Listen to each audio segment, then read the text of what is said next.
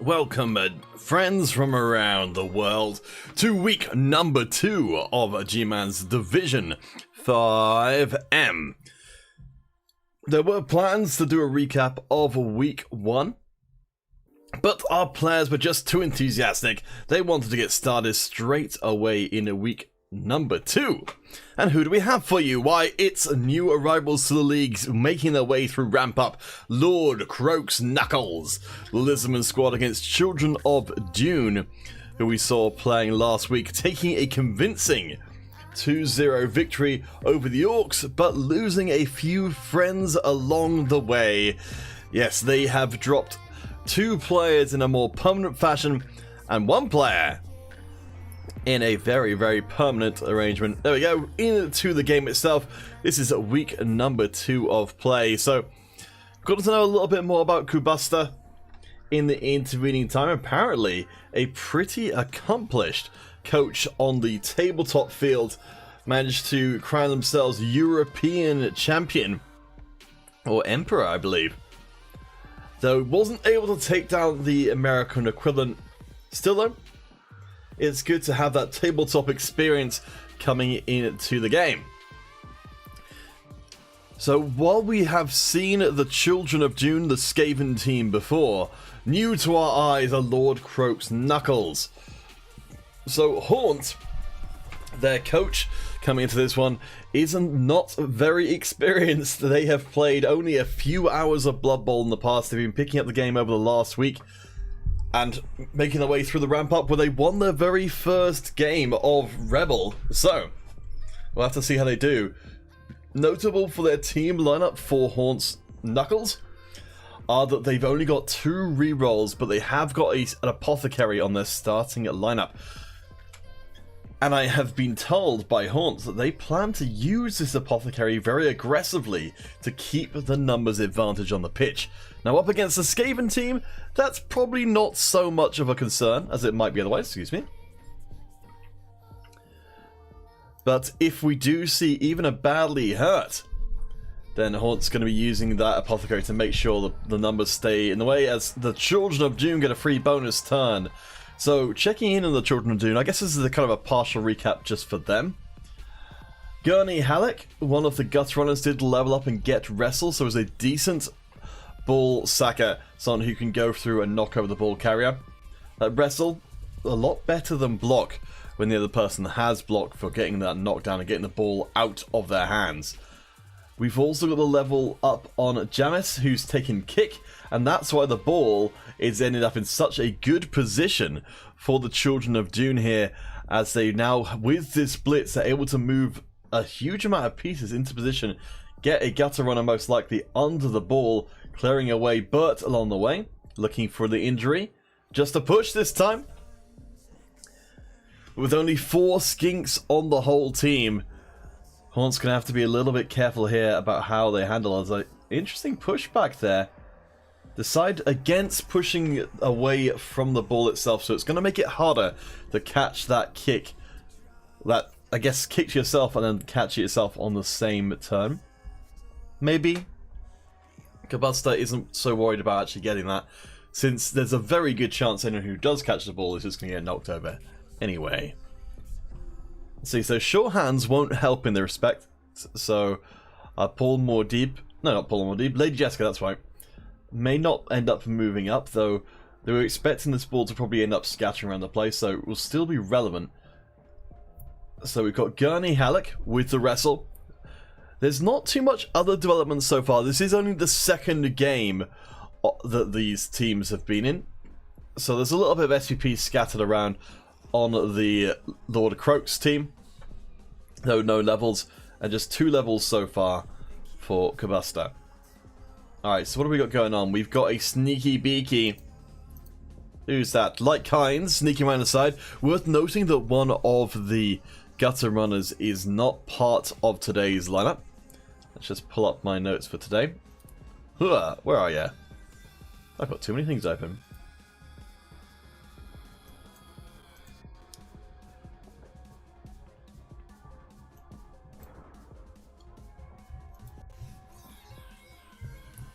Where are you? Where are you? Oh, there we go. Excellent. Alright, I hope I didn't miss anything important while that was all going on. Ah, yes, the ball came in, and it did not land successfully, but hey. We've at least got a lot of Skaven around the ball itself. As you might expect, the Lizardman team with their Strength 4 sources and with a starting Kroaks Knuckles have got a ludicrously huge Strength and Armor advantage. But they're going to be tied up with some of these loner line rats on the front line. Lachey, Thankful Sneak, and Creamy Squeak. Ah, maybe they're from the same nest, or at least nests that are nearby. Or maybe just Skaven aren't terrifically creative when it comes to their names. Either way around it, they're going to have to punch through all of these tasty line rats in order to get to the ball, so it may well keep them from getting where they want to be this turn. No block so far on these Sauruses. I think the one to look for, I'm going to try and find them, is Bogart. 5 out of 6. So got the MVP from last time round. Expect to see them used for blitzes, and that's exactly what is going to happen now. Looking to go for the takedown here. It's going to be a defender stumbles. That's going to be a chain push to push Lady Jessica away as well. So while the ball remains very much in contention, that's at least improved the Lizard's position considerably. For the Skaven, I think they're going to have trouble getting Sauruses off of the ball. It's worth mentioning as well that even though Sauruses have got very low agility, as we see some of that punching power of the Kroaks Knuckles Sobek coming through. Thankful Sneak, going to take a nap for a while. So while the Sauruses have got low agility, their movement is pretty good at movement 6, even though while they tend to spend a lot of time being marked. Certainly, certain sources of wisdom would tell you that marking the Sauruses can be a very tough thing to do, because they are extremely good at punching people 1v1. They need to have an assist, or the opponent needs to have an assist, to even go even with them. 2 dice, there's the first bad one of the game. And that's going to be Haunt now down to 1 reroll, but with Leto the second taken off the pitch, that's a Storm Vermin out of action. So one of the things that hasn't happened so far yet for the Children of Dune Skaven team is getting any SPP on their Storm Vermin at all. It's going to be much trickier to do while they're KO'd as well. But so far, so good. I think Kabusta does have an Apothecary at this point, after that first game victory. So with Kabusta being a competitive player from before, I'm not at all surprised to see them really focusing hyper well on things that are going to win them the game to the expense of everything else on the team. We're definitely not at the point now where the Skaven are going to have enough bank to be able to have a full roster and maybe even some spare players. Instead, those line rats will just sit there, take a lot of punches, occupy a lot of time, and hopefully fish for Haunts to get one of those both downs, or worse. No rerolls, well, 1 reroll left rather, and no block skills still means that every one of those is a 1 in 9 chance of going disastrously. That's what are the Skaven going to do here. They've got a 2-die block on to Bogart. They're going to push them onto the ball. Ooh, this seems a bit risky. What's going to happen? It just ends up going forward. Scattering into a pretty decent position. There are still 2 enemy tackle zones on the ball though. Do we see a blitz from Lady Jessica over here? We do! To try and clear away at least one of those. It will be defender stumbles, pushed away. Clonked! So now the temptation is going to be for Duncan, Idaho to go in and grab hold of the ball. Maybe fall back to this improvised Skaven bunker over here. We've also got to watch out for Gurney Halleck, who is currently in a bit of a dicey position, as Lady Jessica will be moved up as a sacrificial lamb. Going to be thrown right in the face of Bully Frog. But will at least... Well, I was saying he was going to keep Bogart from standing up, but I think Bully Frog will be quite happy to just knock over Lady Jessica and allow for Bogart to get up. Again, that movement 6 means that Sauruses, unlike other big guys like, say, Black Orcs, aren't that badly affected by being knocked over because they can just get up and walk around relatively freely, even if they do suffer from being marked. Still, Lady Jessica going here rather than here means that it does keep Bully Frog away from the most important places, which of course are all of those places around the ball. We've got Tickles marking like kinds. We've got a kind of parallel here, both teams with very low strength players with dodge, with the Skinks and the Gutter Runners. The Gutter Runners definitely very important, as we do have a 2 dice block that will at least get Gurney Halleck out of the corner. There is a chance to wrestle here. That might be tempting, because that would... No, okay, it's just going to be the push. Okay.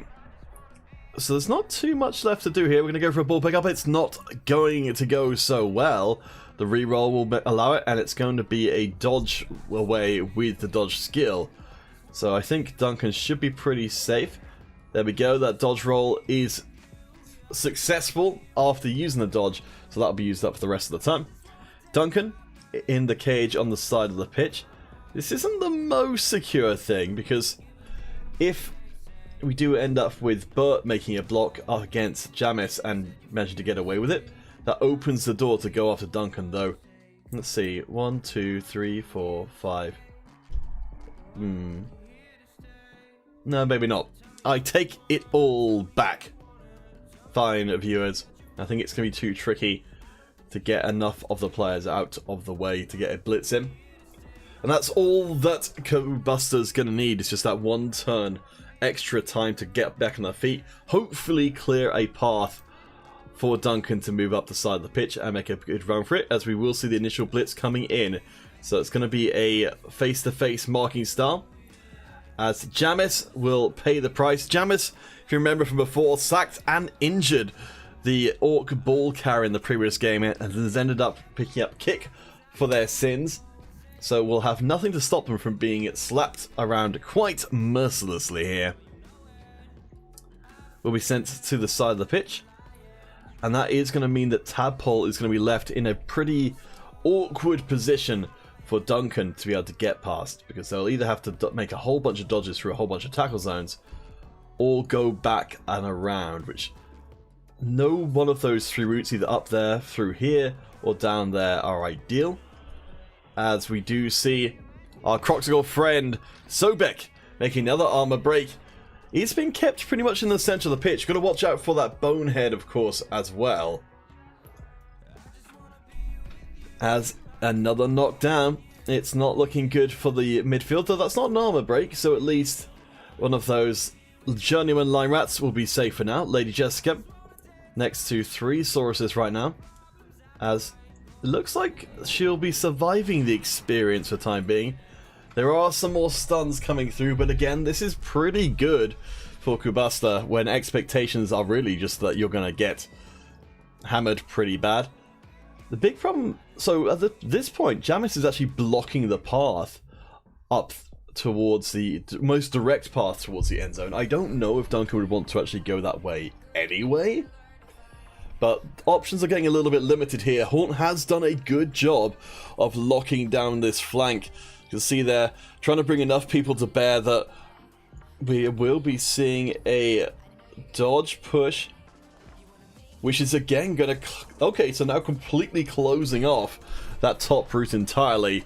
This is going to be setting off a few alarm bells for Kubasta here.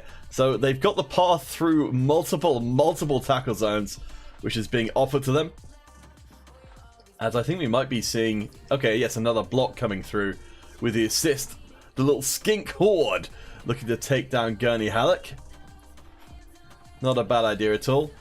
So for Duncan, they either have to go back out and around, which is tricky because the rest of the Lizardman team can just basically just follow. The ball is in possession of Kabusta though, whatever happens. And remember, this is the Lizardman drive. They should have the ball right now, but the Skaven have it. So, in theory, even if Kabusta doesn't end up scoring here, because we're seeing a pretty good defense from Haunt, they're going to get another crack at it, irrespective, in the second half.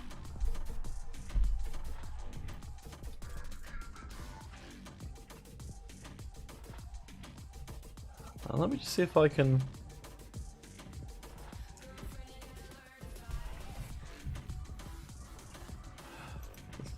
see what's going on with the music. Sorry, it seems like it's going a bit...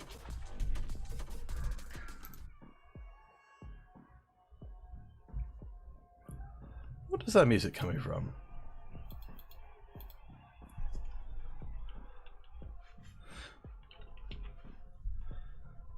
Excuse me a second.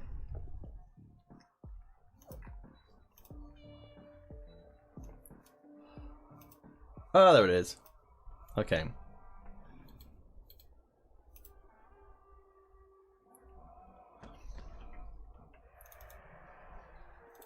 Sorry about that, guys. Right, so, oof. Okay, Wrestle at least opens up a little bit of space. Already, one of the few level ups the Skaven team has got being put to good use. Does mean that James is now on the sidelines, ready to be surfed out of the pitch. The only real defensive the Skaven coach has got is presenting another target that's tastier to go blitz. And that could well be Duncan Idaho with the ball. Again, I really like what we're seeing from the Lizardman coach here. Definitely not showing the signs of inexperience which they seem to be showing or indicating in their pre-match interview. I think might be getting... Either of this is... Well, I'm trying to think. It's certainly playing like a lot more experienced player, Haunts. Have you bamboozled me? Were you an experienced player all along? If you're not, then take that as the compliment it was intended as. Or please do. Because your defense so far has been pretty great. Kabusta, so not being completely locked out of play, but it's only been really being offered some pretty awkward options as far as the game goes. Go through, let's see, so that's going to be dodging into 2 tackle zones, and into 2 tackle zones again, and then free. I mean, that's possible. It would be a little bit easier if they had the reroll to allow for the second use of dodge, but I don't think it's by any means impossible. We could see a pass here across the Skinks. The Skinks are pretty bad at catching because of that stunty skill. There, where we are. No, actually no, I take that back. It's the passing, not the catching that they're bad at. I do apologise. So a pass across may actually be less risky, but without the reroll again, it's not great. It was always going to be a little bit tricky to pull off anyway. Under the circumstances, looks like Kabusta's going pretty deep into the tank here to try and figure out what they're going to be doing. The Lime Rats, of course, have stood up to keep the center in, and it looks like, oh, we're going to go around the side then, making the dodge through. So, interesting choice. So, took the less risky dodge, but now is in a most precarious position, is Duncan Idaho. They are well within reach of multiple Sauruses. Saurai? These ones are marked up. I imagine we'll be seeing Kermit sending Lady Jessica packing, so that's going to be 2 there. And if one more assist is brought in, that's a 3 dice block as the dodge goes wrong. Wait, a 1 into a 1? Yeesh. And Light Kinds is dead? Oh boy, this is an unskilled gutter runner, so there is an argument for letting them die in order to preserve the other gutter runners. Bear in mind... Okay, there we go, no casualty. So coming into this one, the Children of Dune were only fielding 3 Gutter Runners thanks to a missed next game on Stilgar the Gutter Runner. So not wanted to go down to 2, but does mean that these SPP for all the team for the rest of the game are up in the air. Lord Kroaks Knuckles, it's time for them to show up, and we will see a very swift movement to at least get a marking player on to that ball carrier as soon as possible. Expect to see that blitz forthcoming. Standing up by the sideline is Tadpole to keep the Jamis and Gurney Halleck in place. So where's the blitz going to be coming from? Right now with 2 assists, that will put them up to strength 6. Though the Skinks aren't necessarily super well positioned. Oh, there's a bad block. That's no rerolls left now for Haunt. Only starting with 2, so if dice do not go well for them, there's still tons of turns left to play. So that's all the pickups, all the blocks. Any more bad luck, it's going to really, really hurt them. I was talking to Haunt beforehand about the whole idea of playing with just 2 rerolls. And sort of knew it was a risk coming into this one, but was intended to keep the blocks favourable and therefore negate the disadvantage of the 2 rerolls by using the Apothecary aggressively. Hasn't happened so far. What are we seeing here? I think maybe a screen being set up. Oh, there we go. So the blitz is coming in, which will end up not making the knockover. There's no reroll either. So the push goes forward. I don't know if I like this. Where's that 4th? Okay, there we... That's not a great block in. There is the escape route out for Duncan, Idaho. Ooh. So I think Sobek is going to... I think we're going to see some of the Skinks from up here coming in maybe to try and lock off that path. Or maybe not. Okay, it looks like instead Tickles is going to be going down the pitch. So even though Lightkines was saved by the Apothecary, it's still not going to be a Gutter Runner on the pitch. The numbers advantage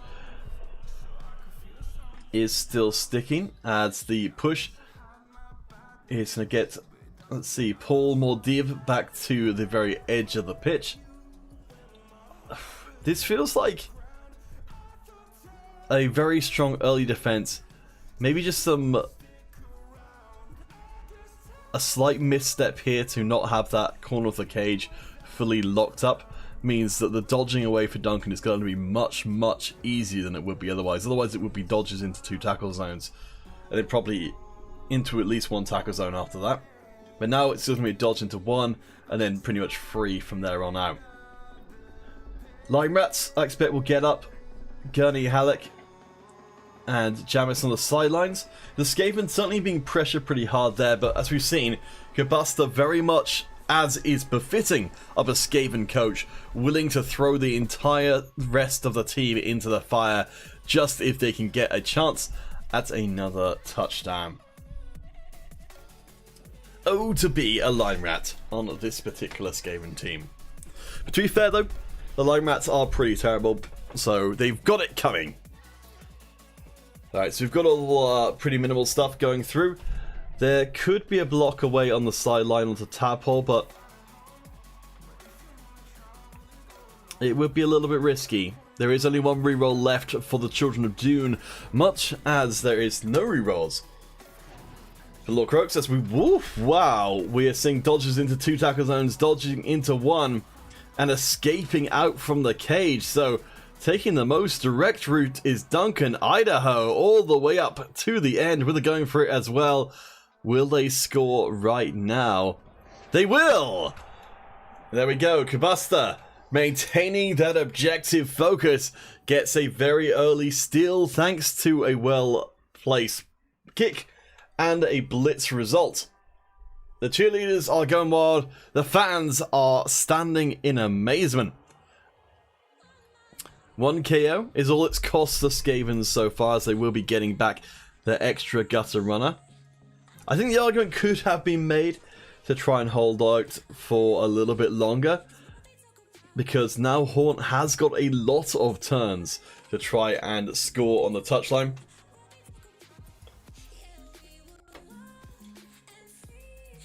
Where is it going to end up being? So again, we've still got the kick skill coming in. Children of Dune going to get the perfect defense, and while they place the ball as far away as possible. Okay. So the first real big obstacle for Haunt here is they've got no sure hands, they've got no reroll, they've got no guarantee that they can pick up the ball. And if they don't, there's a decent chance that ball actually goes off the pitch entirely and might end up going somewhere very silly, especially if it gets thrown back in. It can end up being thrown back in, you know, and end up going off of here and maybe even landing in the Skaven lines under the worst possible circumstances. The perfect defense reorganization. We are seeing, of course, as you'd expect, some bias in the Skaven formation towards the right-hand side. We've got Paul and Lady Jessica ready to move up the Skaven flank. As the ball does bounce back, that's at least some good news for Haunt. There's no real chance of the ball going off the pitch anymore. Alright, so we're going to see the protective skink move into place. Very smart. We will have some punching, though. If Sobek is going to take part in it, the Kroaks Knuckles will have to blitz.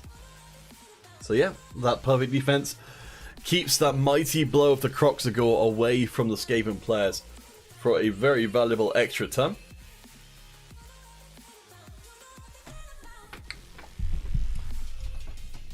I imagine we'll see a fair bit of punching here. I'm curious to see what targets are prioritized by Haunt here with the eventual blitz. The gutter runners are going to be very tough to knock down because of the defender stumbles being counteracted by the dodge.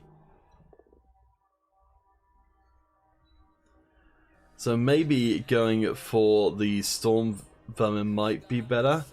I don't know, there are only still the 3 gutter runners, so maybe you take the chance here. But no rerolls means that going up against a block piece could be particularly disastrous if you roll both downs. Alright, nothing too major happening for our friends on the Lizard team in the early going. There is the blitz. It does end up being onto Paul. Paul Mordib gets knocked down, survives the experience. So Lizardmen make a little bit of progress in on both flanks, having also sent Tickles down one side, and looks like they're going to bully their through on the right hand side while sneaking through on the left. So while the stunty aspect of the Skinks makes them extremely poor passing players, the running game is very much open. I think that's what we're seeing being set up for by Haunt here. The possibility of running the ball a long way down the pitch, as long as they can pick it up, of course.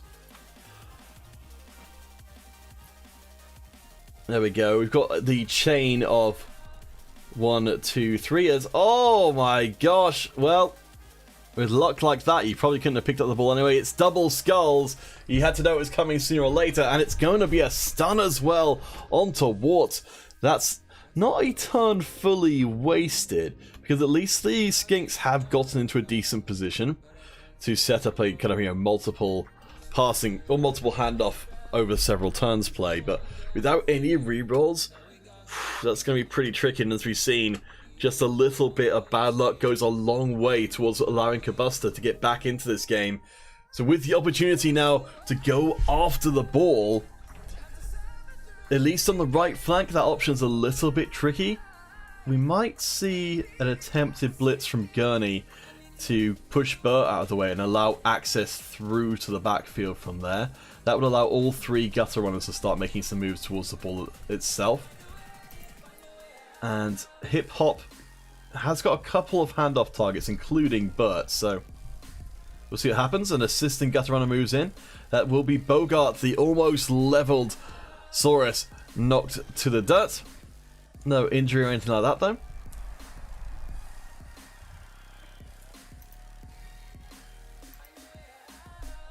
And we've got Lachey moving forwards.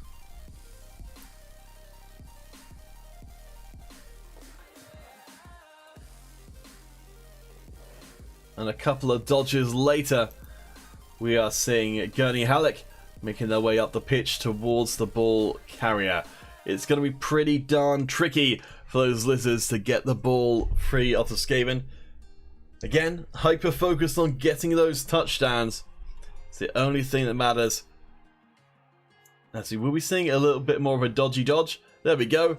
Fortunately, the dodge skill coming in clutch there for Kabusta, allowing them to sneaky beak up the pitch. That's two gutter runners within a range of the ball carrier, able to overpower.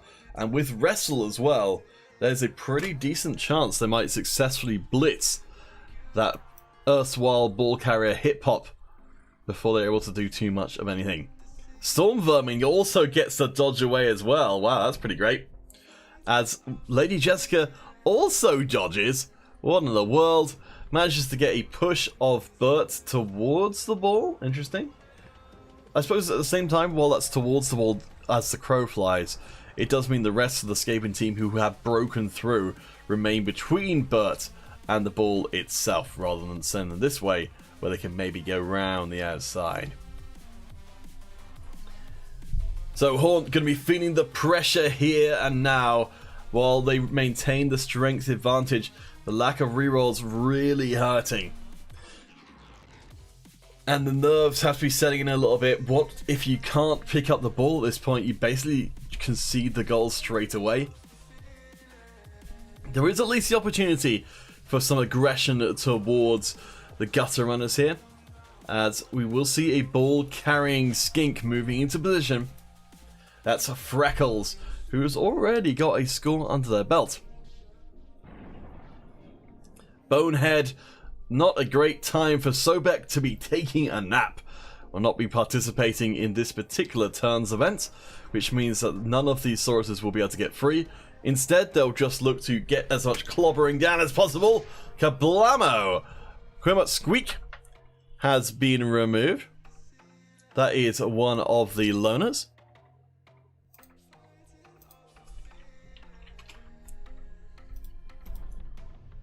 But hey, no big deal. Not the player you're necessarily particularly worried about.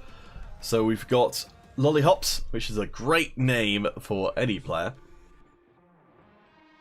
Held in position, and there we go. On a blitz, onto Guthron. Unfortunately, only ends up being a push, but it does mean at least that the Lizardmen have got one player at worst in position to make this next play harder. And it also means that Lightkinds will have a little bit more trouble, or rather the Skaven team as a whole will have more trouble getting hold of that ball, though not a ton. Aha, that should make life a little bit easier. So that negates the possibility of Thnaffle, the loner, coming in as, oh, that's another Thnaffle, and they've just been snaffled. The Apothecary already burnt, so that's a second journeyman who's now dead. Down to 880 team value is Kabusta's team, though we know that a lot of that is centralized in the Gutter Runners and Storm Vermin. Fistful of Boomstick, yes, the humanity! Though, ironically, very little humanity on display here in this game. So what are we looking at probably for next turn? I'd imagine Lachey is probably going to make a 2-die block to shift away Bert. And we've got the two Sauruses there. So Lightkinds, I imagine, is going to be our ball carrier. Do we get the pickup? We do! That's pretty great for Haunt to at least try and ameliorate. Is that the right word? Ameliorate? Is that a real word? I don't know. Ameliorate. Make something bad or unsatisfactory better. Ameliorate. There we go. I was totally using the right word. Haha! Learning! So yes, let's see if Haunt can ameliorate this disastrous first half by at least stopping that second score. The only danger for Kabusta here, as they are obviously making a pretty convincing case to try and bust through to be the first in the division by coming through these first games so strongly. The only problem is, though, if you make the score here, Horn... No, what? Okay, that's fine. So being in the end zone is okay when you've got a buddy just in front of you to make sure you can't be pushed off the pitch. Oh, I think I see what Haunt's going for here. And again, this makes me think that Haunt's more experienced than they're letting on. Is that if there is a wrestle attempt on Hip Hop and they are knocked over, the possibility the ball goes off the pitch and then gets tossed back up the pitch once more. In which case, that's extremely clever on their part to put themselves in what looked like a precarious position, but actually, with Freckles' help, isn't, and gives themselves the extra added out of the ball going off the pitch entirely. Normally, that's not such a good thing, but in this case, very much the ideal circumstance. There's the first hit coming in for the Children of Dune. Freckles, as expected, will stay up. So let's see. We can have a 1 dice block against Hip Hop, or if we want to go a little spicier, like Heinz. Well, that's the thing as well. So Gurney would have to come in from the side and end up standing next. If you want a 2 dice block, you're going to have to stand in the end zone, which means that you are very vulnerable to being counter-surfed yourself. Let's see what happens. The Skaven go in, so it's 2 gutter runners in the end zone. It will be the wrestle, so it's going to send the ball down where the ball goes off the pitch. Exactly what had been planned, and it goes pretty much perfectly. Haunt, I don't think I've ever seen someone do that before. That was so clever. I love it. Haunt came into this with a whole bunch of fresh new ideas.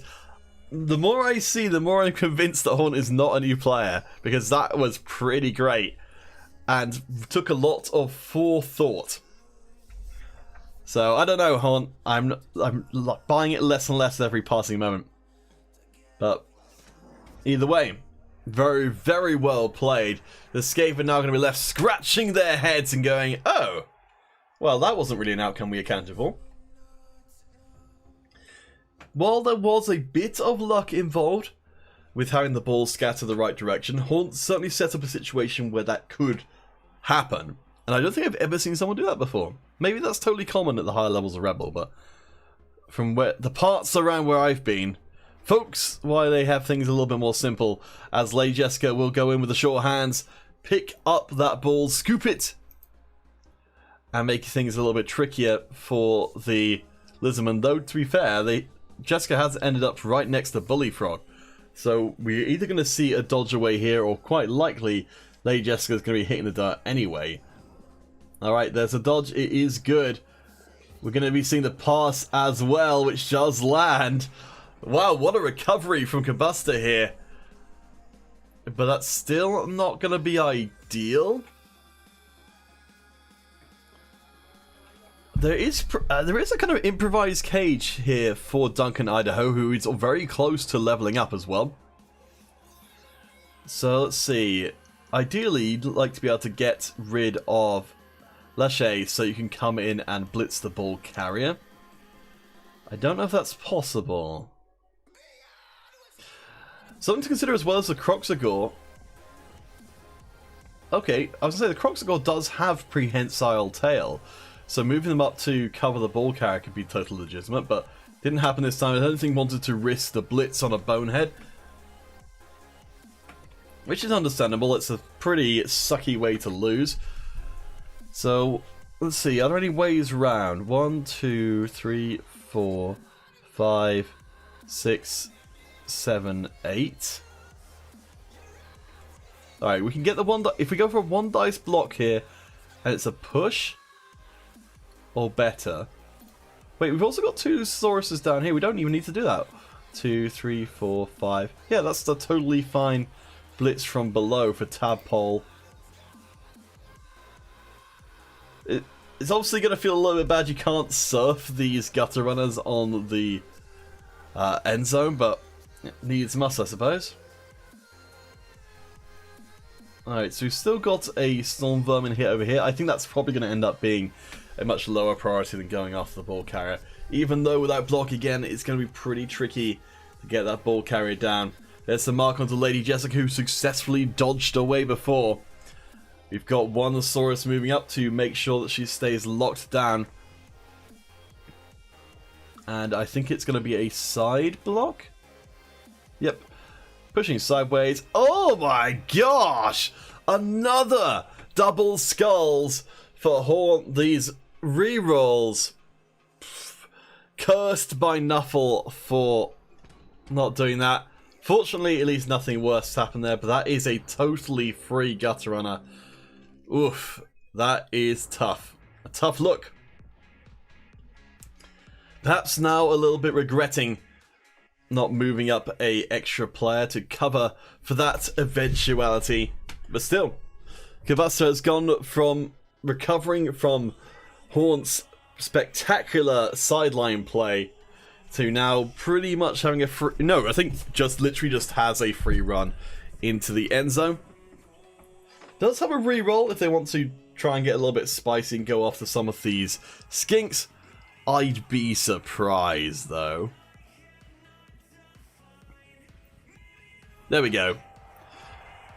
So that is, I believe, going to be a level up for Duncan, Idaho. We saw in the previous game, they were a pretty lucky player, and this time pretty lucky to receive the ball back here again as the Squigs. We're getting a little bit out of hand. Don't worry. We'll fix them up nice, good, and proper for the second half. So one dead Lime Rat. That's just one of the subs. 2 KOs, both coming back. Things looking pretty good for the Skaven. The Lizards being a little stymied by some unfortunate kickoff results, particularly that blitz right onto the ball in combination with a very, very forward-facing kick. We would waste no time. There's 2 more turns left in this half. Seems pretty unlikely that the Lizards score, but I think they're going to give it their darndest. The kick, though, it's one of those skills that, personally speaking, I haven't tried out as much maybe as I should have. But it's certainly paying dividends here, as again, the ball is placed in the most difficult to access part of the pitch. So I think we're going to need to even see some passes maybe here to make it possible to get the ball through. It looks like Haunt's not going to value that particularly highly, as just a stun from that last mighty blow hit. The Skaven have survived remarkably well, so I seem to remember in the previous game that they were just able to, you know, stay relevant, stay coherent as a team for long enough to keep themselves within reach of winning. This time round, they're taking a lot less casualties. I think because the blocks have been pretty unreliable from the Sauruses. So they're going to probably go into the second half fairly healthy, all things considered.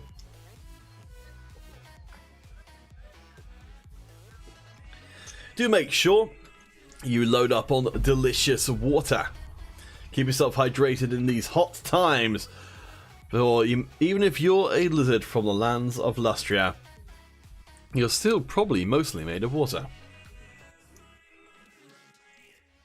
So if I'm Haunt, I'm probably going to try and blitz as many players as I can, which in this case will be 1.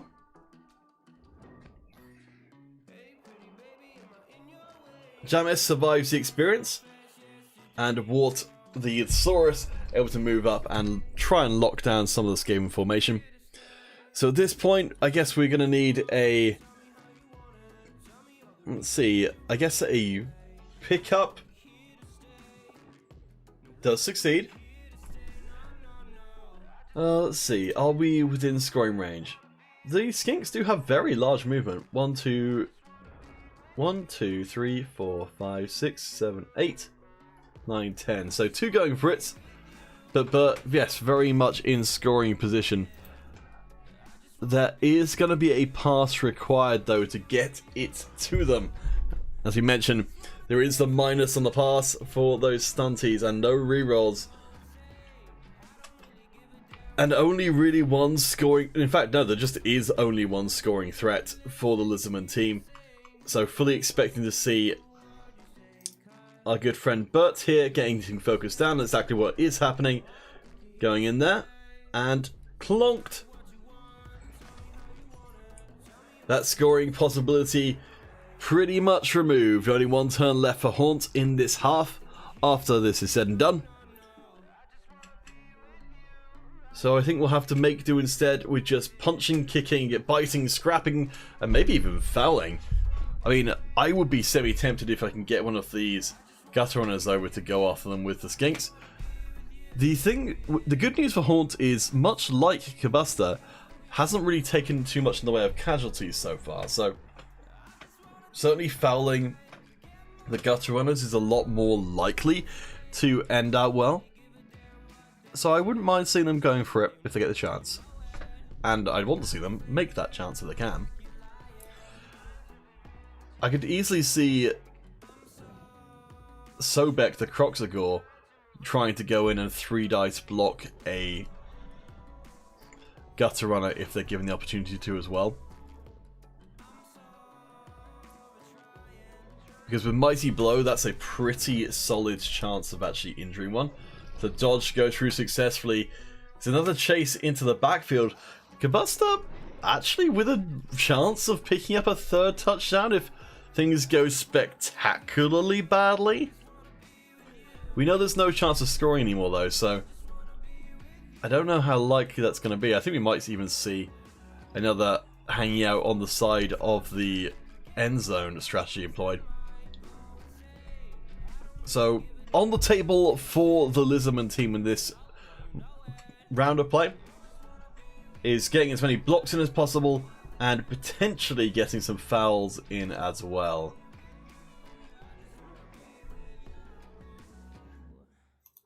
Yep, not even with going for it, but now could they score? But they have got themselves an attractive headband.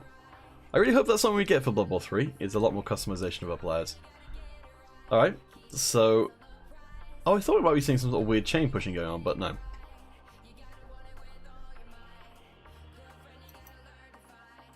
So that was Paul Mordib, one of the actually higher armor value players on the squad, though more vulnerable to being knocked over in general.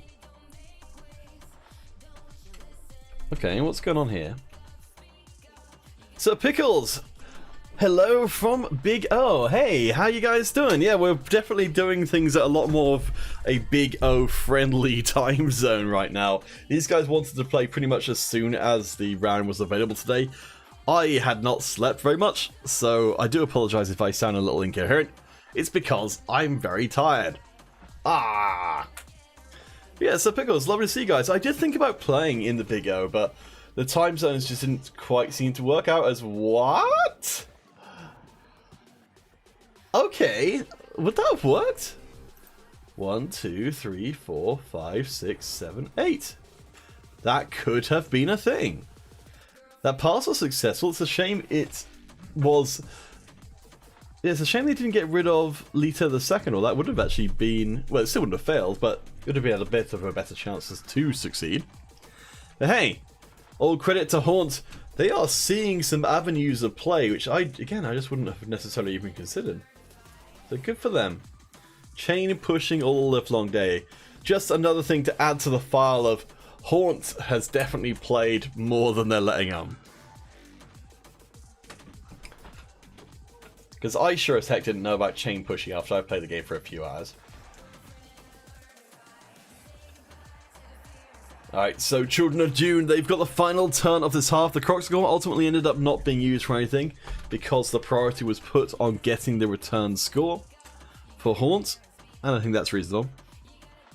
The Skaven will be getting the kickoff next time round to pretty much guarantee themselves the win unless something really disastrous happens. The Skaven armor, again, holding up spectacularly in this second game of the season. Unlike last time round, they had multiple injuries by this point. What? Alright, Lady Jessica grabs hold of that ball and now has the opportunity to, I presume, dodge away. Yep, and throw it up the pitch. This is so ridiculous. Yep, successfully achieved. They just got the first pass of the season, at least one that landed, and Gurney Halleck's gonna run it in. Oh my gosh, this game. So Pickles, I hope that you haven't had similar experiences with Skaven on your side, because this is wildly out of control. The squigs are biting. Quick, stomp them good. Oh boy. So with that, the end of the first half, with the overall score being 3-0 towards Kabusta's Children of Dune squad. Only one dead player. If that's the price for 3 goals, is one dead journeyman line rep, then that's an extremely cheaply won victory. So it's been a weird game. Haunt's been making some very individually good plays, but they're just getting completely overrun right now. So Pickles, you're an elf coach. It's usually a shootout ending 4-3. I mean, I feel bad for Haunt here because they're not getting to reply in kind really at all. Even though theoretically there's so much of this Lizardman team that just really aren't getting to show what they're capable of at all. Yeah, the Skinks aren't getting to make the running plays, really. The Sauruses aren't putting it on injuries, and the Kroaks Knuckles has done nothing. So, I don't know how much of it is just down to not having great dice rolls, and it's not like Kabusta's not willing to throw their team into the meat grinder. But, I don't know. It's certainly, I mean, yes, Skaven being Skaven I think is totally fair. I think there have been a few lucky dodges, but I think even if you completely remove any element of good luck from Kabusta's play, then we're still probably looking at least a 1, if not 2-0 game right now. That last goal in particular really felt like it was pretty heavy on the screw it, why not approach to the game. Which you can do when you're ahead, because you have a lot less to lose. So, the setup will allow for the Skaven to stay out of base-to-base contact with Sobek. Let's see. Oh, I haven't been keeping track of who's been scoring each of these goals, but certainly Gurney Halleck getting one this game so far.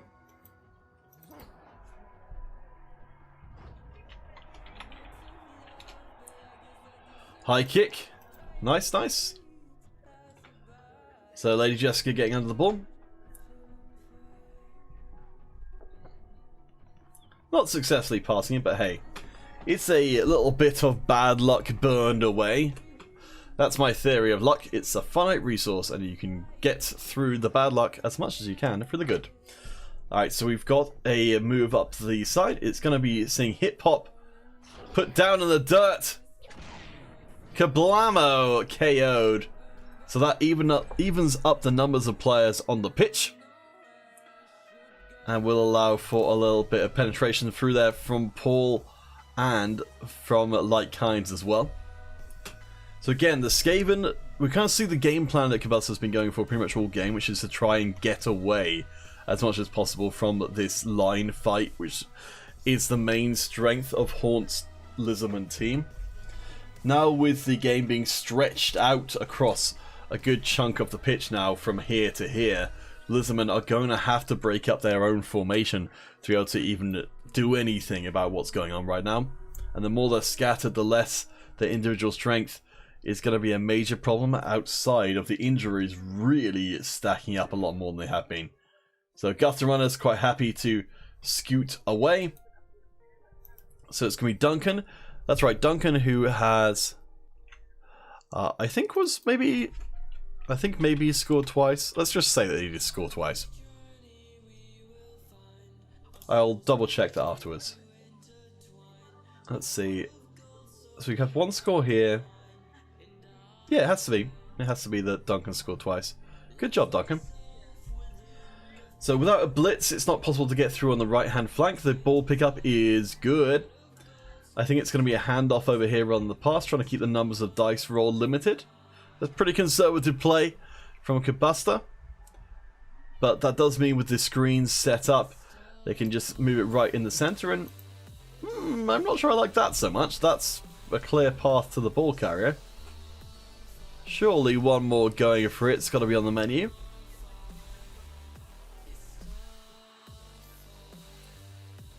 We shall see.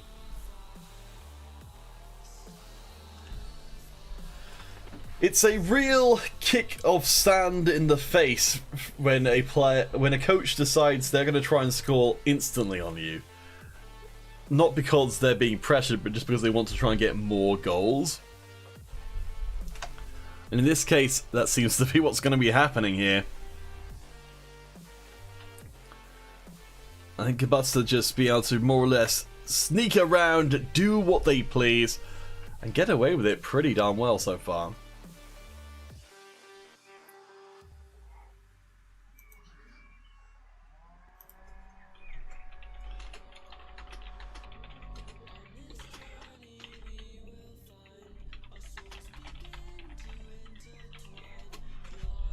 Let's see if I can reschedule some of my other casting for a little bit later on, or casting practice. I am so tired. So we see our good friend Gurney Halleck just casually running into the backfield there, setting up a mark onto Freckles, who has got a chance of making a run through, though I don't think that mark that is really going to make too much difference there. So we've got a ball carrier left open. We could even see the Kroaks Knuckles could go for a blitz there. Let's see. With one assist.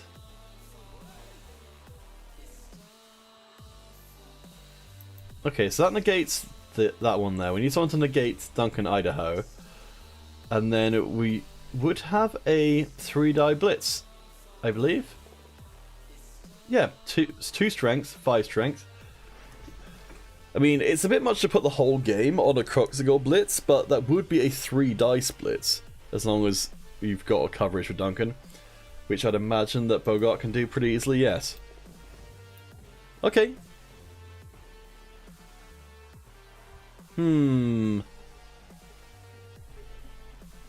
Okay. So, decided not to risk it with the 3-dice block instead. Ooh, that would be nice to have gotten a 3-die block somehow, though. By just getting maybe a skink across. Maybe it wasn't quite possible without more going for it, which they didn't want to go for. So it's just a straight 2-die block. The game is beyond saving at this point, but this particular round, maybe not so. And we do have a knockdown. Leek Hines has been clobbered successfully. Where's that ball going to go? Right back. And hey, next to the gutter runner, who is going to be marked, double marked in fact, and one of those having prehensile tail. Ish. I want to say tough time for the Skaven, but it's very much not so. Anything that happens at this point, bar players actually getting permanently injured, is pretty Gucci for them. 3-0 is a ludicrous first half of play.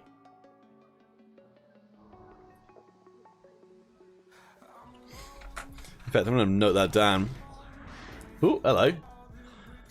Finally getting some armor breaks there.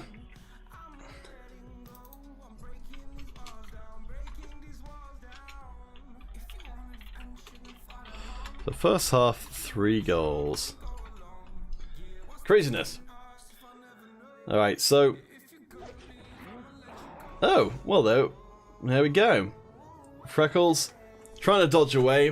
That mark ultimately did turn out to be worthwhile. So that clears up the Lizardman backfield a little bit, but it's still the immediate ball picking up that's going to be the trickiest part, I'd imagine. Certainly what we've been seeing from Haunt so far is some very, very good defensive play. And again, we've got a setup here where it's going to be very, very hard to get that ball back again, even for gutter runners. Unless you've got that big hands mutation, which allows you to, you know, to ignore tackle zones, and maybe some 2 heads as well to allow you to dodge away in this vastly less than favourable circumstance. I can still see, honestly, Duncan managing to dodge out, pick up the ball, and then dodge away, though. I would maybe consider, if I was in their position, dodging back out and maybe passing across to Gurney. But I don't know, it's pretty good coverage here. So we've got into 1 tackle zone, into 2 tackle zones. Alright, Jessica coming up from the back. As it looks like maybe finally Haunt is going to get some actual SVP. Well, past that death.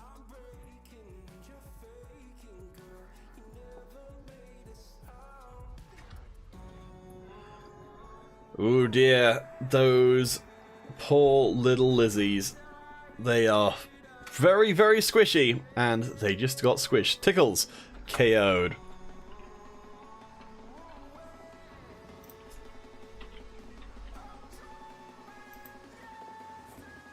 There we go. Gabasta is just going to go... Yeah, at this point with the skink taken out, can it just walk it forward? Oh boy. Ay, ay, ay, ay, ay. So... I'm pretty sure that's going to make Duncan Idaho be the record holder for the most touchdowns scored in any given game, quite possibly for the whole season. It's now 4-0. Ay, ay, ay. Bear in mind again, guys, the Kabusta is a former European champion Blood Bowl player. So this doesn't reflect really that poorly on Haunts to be under these circumstances. As far as, you know, crisp play that you can learn from, Kabusta is doing some pretty good stuff. I mean, certainly as the game goes on, they're kind of getting away with more sloppy play. But it's stuff that can, you know, that maybe wouldn't be worthwhile if the game was more even. But when it's not, suddenly it looks a lot more appealing.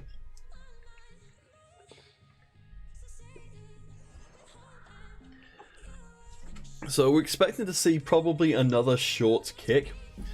We're down to just 2 skinks as we've got Tickles and Hip Hop both remaining KO'd.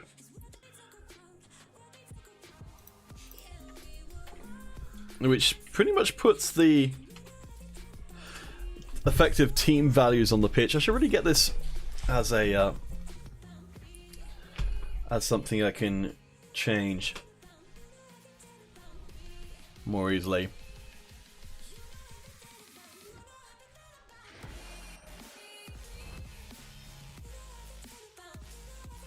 Alright, nothing too crazy on the kickoff result. Actually, let me see if that's something we can set up now.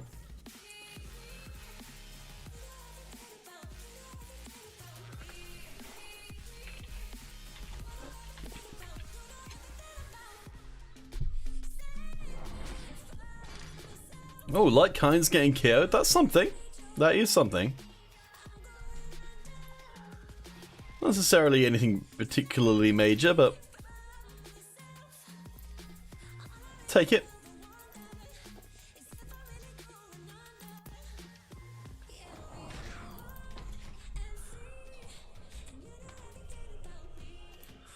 Alright, so that's Leaked Kinds is going to be KO'd.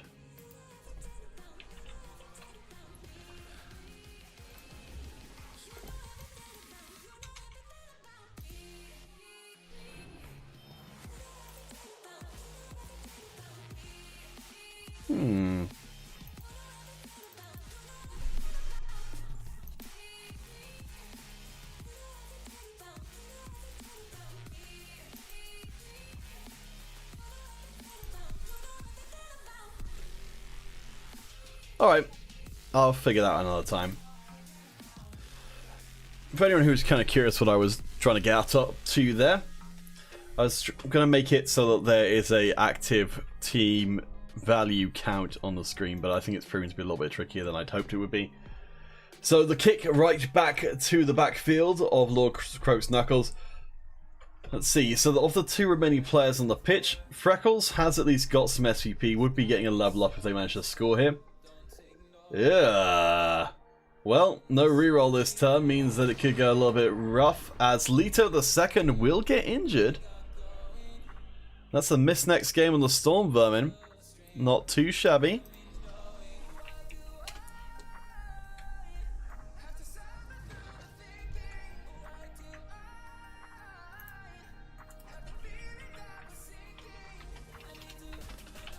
So Stilgar out for the previous game.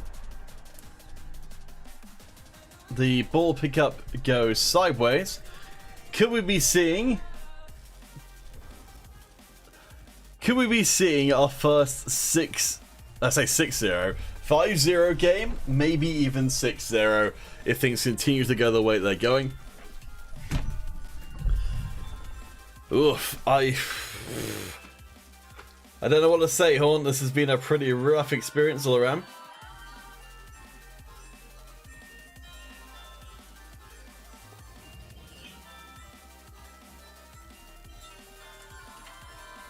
Oh, excuse me a second. I'm just going to go quickly turn off my alarm. I wasn't expecting to be up this early in the morning, so I'll be right back.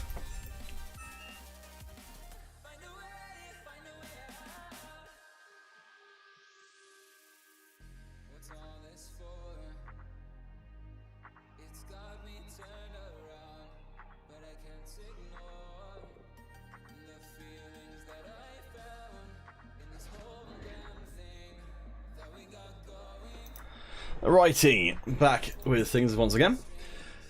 So, as expected, the Skaven are going to clear the way through at the expense of Tadpole-losaurus. And then we're able to bring up Gurney Halleck to clear the way, as well as Lady Jessica as well, for some extra ball picking up action. Oh boy, oh boy. So can't get onto the ball this turn at least. Haunt does have a reroll. Unfortunately, there aren't really any players left to receive the ball for Haunt, even if they do manage to pick it up here. But could dodge away and grab it, I suppose. And then make a scarp around. But wherever they go, they're probably going to be in reach of the rest of the team. It's going to fall back to the Lizards to try and move their center up towards the back just to stop themselves from conceding another goal. If I'm in Haunt's position, I might even be tempted just to let it happen and use that as an opportunity to get more shots at scoring. Hey X-Kirby, welcome to the stream. Yes, it's 4-0. There's a decent chance it's just about to turn into 5-0. So, Kirby, assuming you've just come to the stream, oh, there we go. Fine. No, not even an injury. Sheesh. Kabusta is a European champion, tabletop Blood Bowl player, up against Haunt, who apparently has only played about a week's worth of this Blood Bowl game in their lives. I'm certainly just starting to doubt heavily whether or not the Haunt is as inexperienced as they claim, because they've been doing some really good play, which I've only really seen the like of from quite experienced players. But I think it's kind of one of those things where Haunt is good, but Kabusta is just, you know, just setting themselves up very well to be able to stomp in and grab every opportunity that presents itself. The big thing for Haunt is that they started out with the 2 rerolls, and their dice have not been kind to them in this first game. They will at least get a setup with the cage, so that is something. No reroll needed. Freckles, well set up. It's not ideal because the skinks don't level up tremendously well, but it is necessary. You can get some sidestep on them and such, but they haven't got great accesses. Okay, we're getting more stuns coming in, even if we can't get any actual permanent stuff coming through. So, okay. It looks like the SPP train may have stopped for now.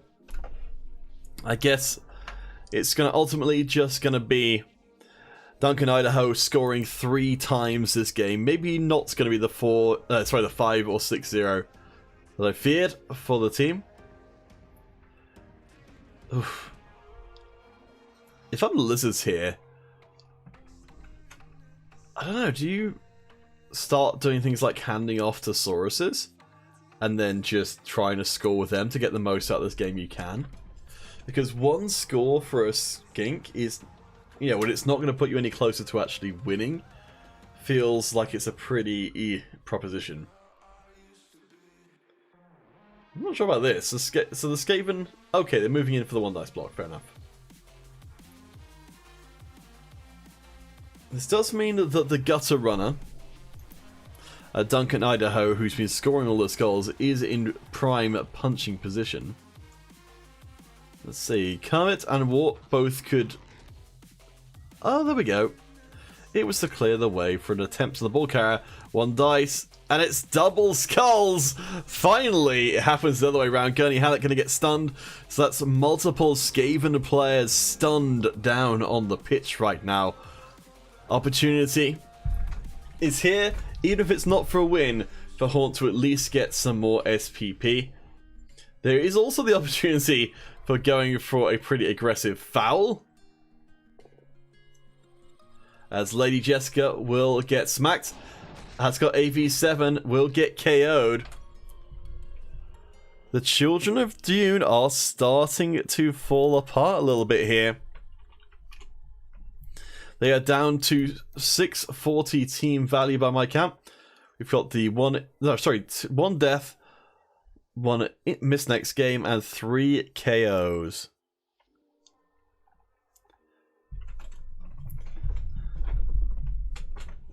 I feel like Haunt really did have some good luck coming their way at some point today, so I'm glad for them they at least got something. If they are going to go for any kind of goofy handing off to a Saurus kind of play, then I would definitely want to see them get the ball down the pitch with Freckles before trying anything like that. So we haven't got an opportunity here to go off the gutter runners any further. If you can't clear away Duncan, then your fouling possibilities are pretty minimal. I mean, you don't really need to worry about... Well, given the numbers advantage you got right now, you've got 9 players against 6. You can definitely afford to just throw out some random fouls and hope for the best. I mean, it definitely does seem a little bit petty at this point because you can't actually... It's not going to affect the outcome of the game at all. You know, you can't win. So I suspect it would only really be stress relief.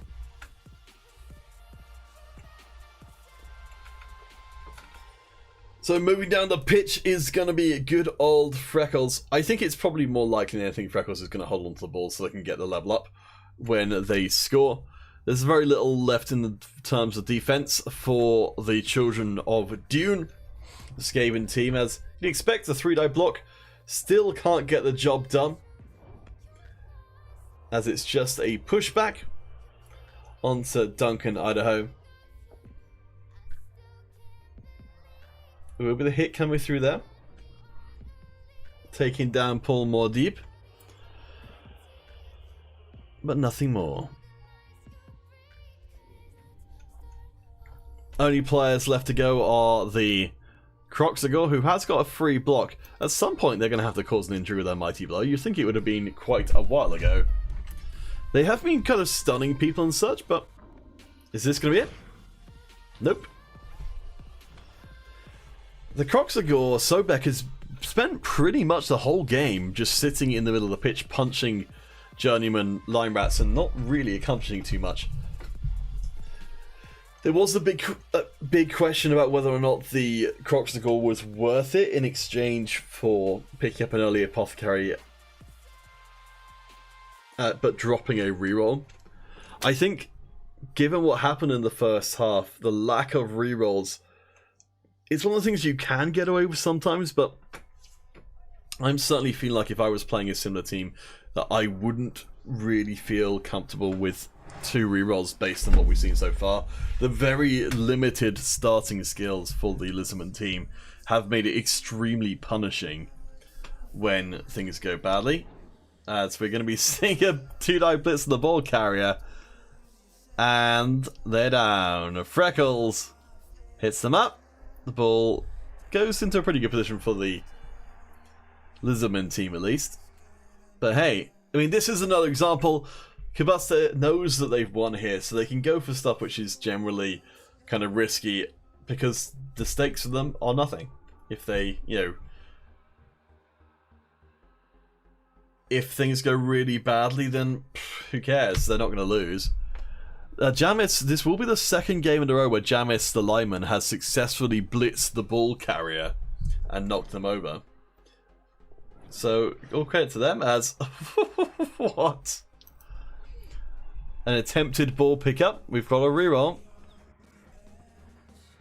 It will be used. It will be taken. Duncan, Idaho, not satisfied with the 3 touchdowns they've gotten already, is looking for even more. I don't think you can stay there, Duncan, though, because you're going to get passed from Saurus to Saurus. I think you're going to dodge away probably to here, or you're going to, if you go here, you're going to get passed back. If you go here, you're going to get passed back. If you go here, you're going to get passed back as well. We'll see. I mean, without the reroll, I can understand not wanting to take any more rolls. I think they may have, let's see.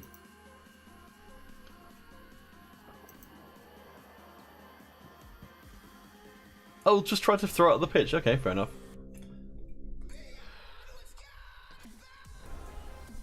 Yeah, 2 when they needed a 3. Fair enough, fair enough. So the dream is still alive. Freckles can get hold of the ball once again. We could see some more punching, maybe some more fouling of the gutter runners. There's a very, very good chance to go after Duncan here and take them out entirely, because we are just down to, let's see. So Gurney Halleck and Duncan Idaho. The rest of these are Line Rats and Paul up the top there. For my own sake, I hope that Haunt gets some extra punching in and fouling, because I don't want to play against this very oppressive Skaven team, but we'll see what happens. Alright, so gonna go for the 3-die block. There's the knockdown. It's a stun.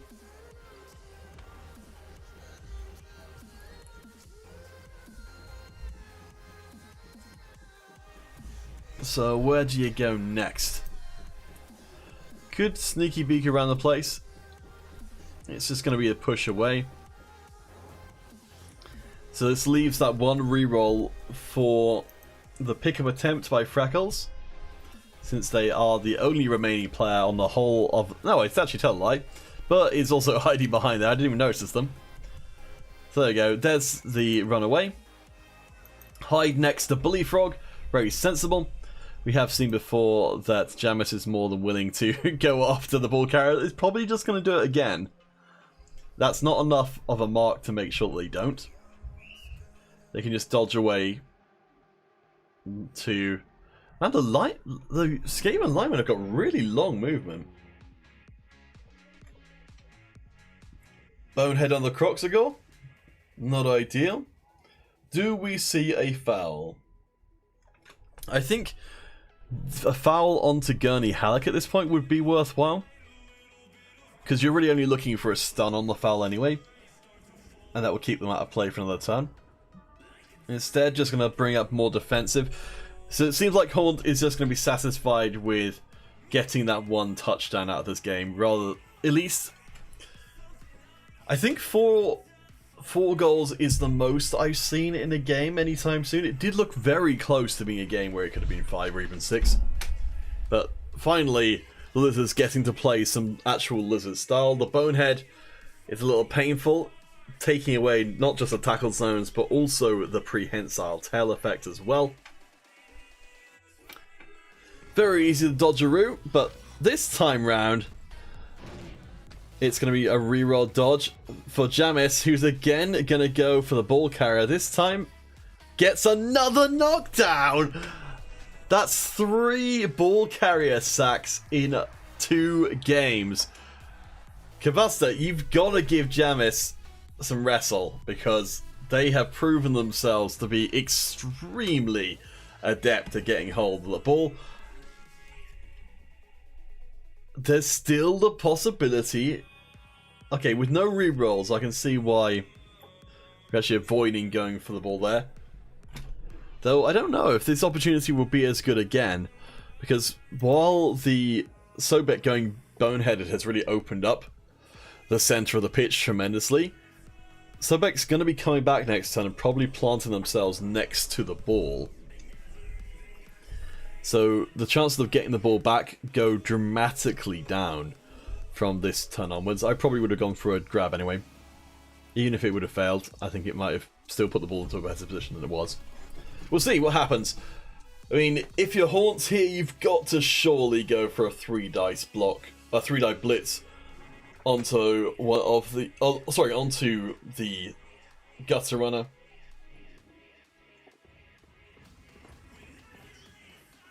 Nope, not gonna commit the blitzing again. I think getting burned too many times by Bonehead to consider it, but it will ultimately still be a 3-die block without Mighty Blow. And it's just going to be the stun. If that had been injury 7, yeah, if that had been a Mighty Blow hit, that would have been a KO. I'm not sure it makes a tremendous amount of difference, but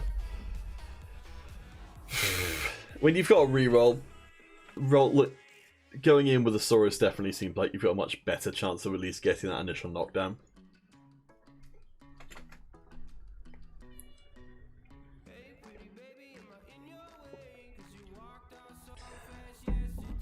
I'll have to expand my non-copyright sounds for the streams because these are a lot longer than I would normally be streaming with something like an FPS. Alright, so is third time the charm for Freckles to go back in and grab the ball? There is still a reroll in case the hands prove a little bit less than sure. And that is the case. Reroll burn. Okay. Trying again. This time round, Jamis, the Jammy, is being kept away for the time being.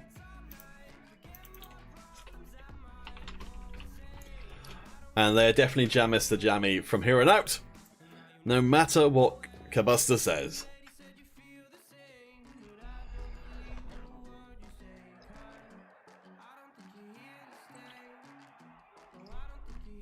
Okay, so what have we got? This is much more... So towards the end of this match is much more what I would have expected a lot earlier in the match for the Skaven team, which is that they've got basically nothing left on the pitch. And it looks like any hope of escape has been pretty much abandoned. Oh, sorry, not any hope of escape, any hope of getting the ball back. Going for the old dodgeroo. When you're a loner, you can just do whatever you like, really, because you're probably not going to make it.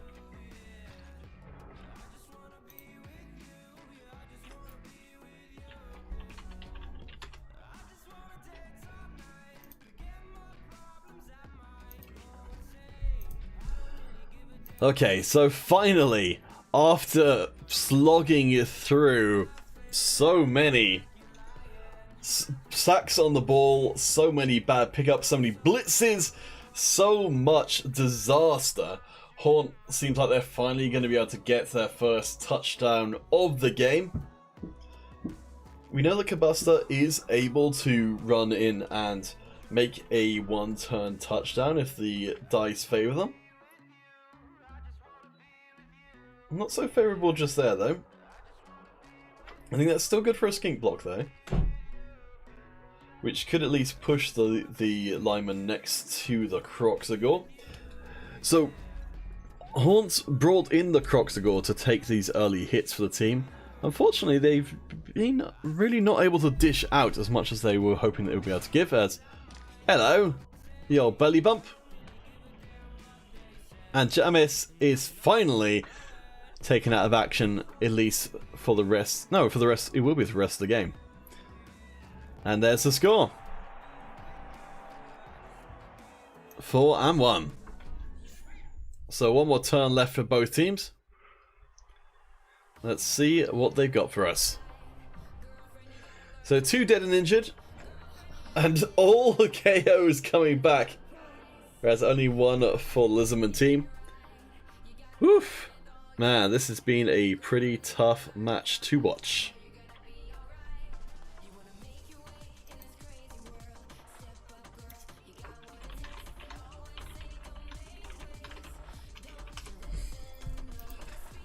Alrighty, so 1 more turn left to play on both sides. That should mean at least we get another chance for some injury SVP on the Lizardman side of things.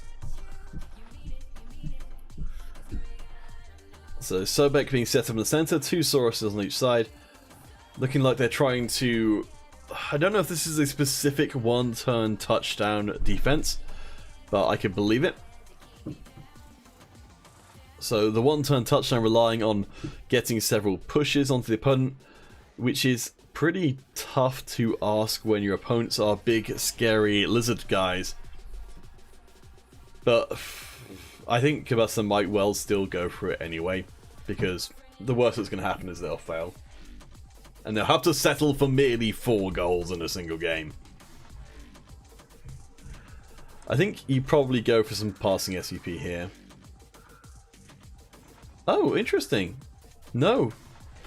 So instead we're going to be seeing hiding at the back of the pitch, which I guess makes sense. You've got 2 lone line rats and a unskilled Wellington Ure. Though I'll need to check how to say that name. Let's see. Is it Yo?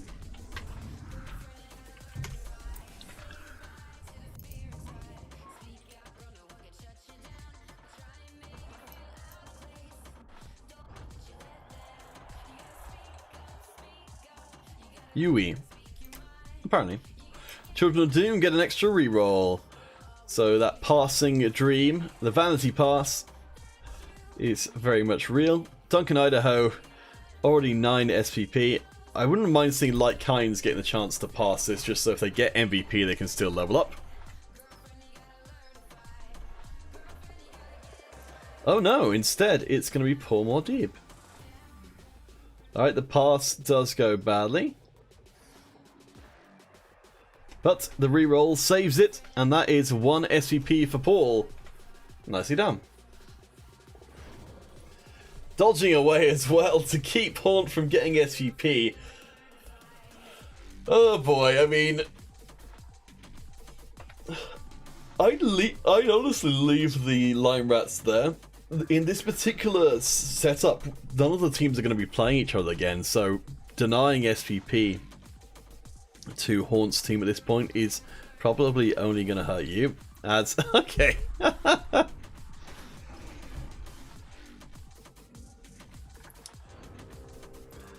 There we go. Oh yeah, I mean, it's definitely dodging away Wellington for sure. Like, and there we go. There's a knockdown as well. I mean, if I'm in the Lizardman team's position, I'd probably still just gang foul one of these journeymen just for the heck of it. But this game is pretty much done so. 4-1. Q-Buster showing off in major style here. Styling all over poor old Haunt with Lord's Kroaks. Lord's Kroaks team coming in through, or Lord Kroaks Knuckles coming in through the Ramp Up League and winning their first game, so they did pretty well. Let's check in on those SPP. Lord Kroaks team didn't do too badly. 14 for Duncan Idaho. Wait, did they get... They also got MVP in that one, as well as 3 scores. That is incredible. The rest of the team, not really developing too much. Paul Mordib did get that passing SVP and Lady Jessica as well. I think a couple of passes there. Gunning Halleck with the extra score. There's some SVP over here. So Freckles leveling up. Wart is... Who is... I'm just going to check who all these people are. So Wart is a Saurus. And I think... Oh, there we go. They will level up. So that will be at least one reliable blocking part of the Lizardman team going forward. Freckles Lollyhops is another Saurus who got some SVP as well. So, I don't... As much as this was a very tough to watch game, if certainly from Haunt's perspective, the Lizardman team didn't come out of it too badly. They didn't lose any players, and they got some amount of SVP. So, I call it... It's an okay. It's an okay side of things. Certainly, we're expecting to see more of, you know, more Skaven domination so far. The team's just not quite with the skills to be able to take them on. I will have a quick check and actually see, when am I going up against them? Because my team hasn't got any skills. Schedule. So their next game is against the Dwarves. Okay. So that could easily be the end of the line for the Children of Dune. That's going to be the harshest team they could go up against. As this week I'm going to be playing on Sunday against the Necromantic team, the Mausoleum Maniacs, at 7:30 UK time. We'll see if we can get... We've also got a new coach bringing in the underrated, I guess, Mizra, joining the division, who'll be playing against Green is Mean. And of course, the Houses of Westeros, the Dwarf team, against the High Elven team as well. We'll see if we can bring that onto stream.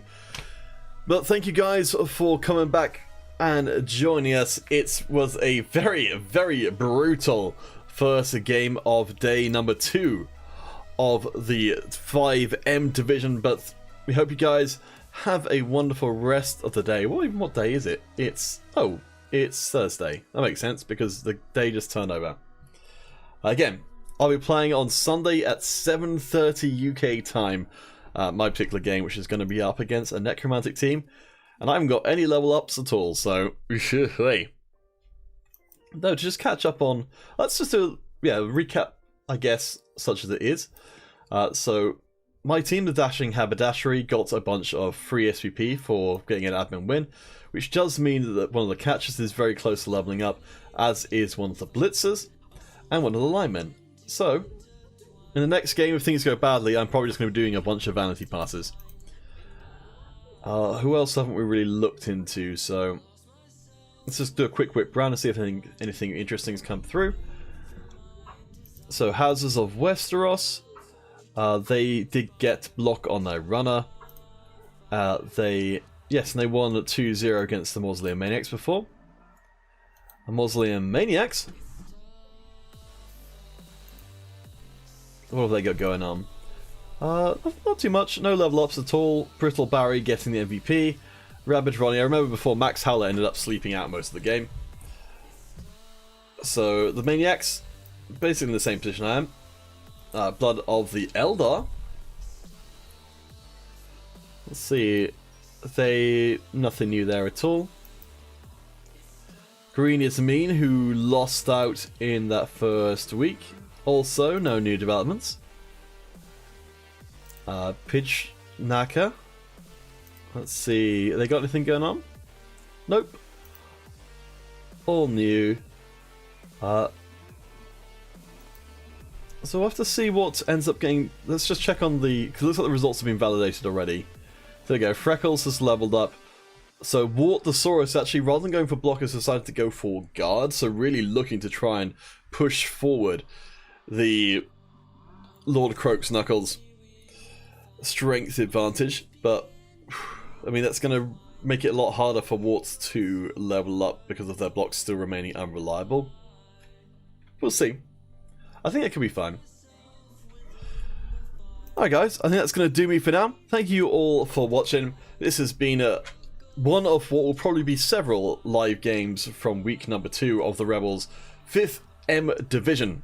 I've been Canopin, and I'll hopefully see you guys soon for even more.